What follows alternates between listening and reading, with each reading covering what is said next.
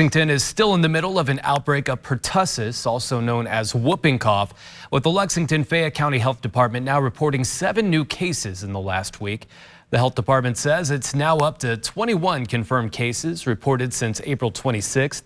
They say whooping cough is a highly contagious respiratory illness spread by coughing and sneezing. The health department is urging all school-age children to get the pertussis vaccine, and if they're 11 years or older, to get the booster for it.